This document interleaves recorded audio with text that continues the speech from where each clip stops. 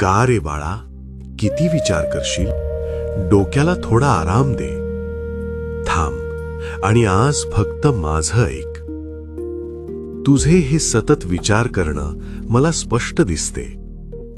झोपताना हजारो प्रश्न डोक्यात सुरू असतात. उद्या काय होईल? तसं का घडलं? स्वतःच्या विचाराच्या जाळ्यात तू असा अडकलायस की आता तुलाच गुदमरल्यासारखं वाटतं आहे. शरीर थांबलेलं असते, पण तुझा मेंदू रात्रंदिवस धावतोय. अरे वेड्या, ज्या गोष्टीवर तुझं नियंत्रण नाही त्यांचा विचार करून काय मिळणार? उद्याची काळजी करत बसलास तर आजचा आनंद कसा घेशील? भविष्याची चिंता आणि भूतकाळाचा त्रास हे सगळं आता इथेच माझ्या झोळीत टाकून दे.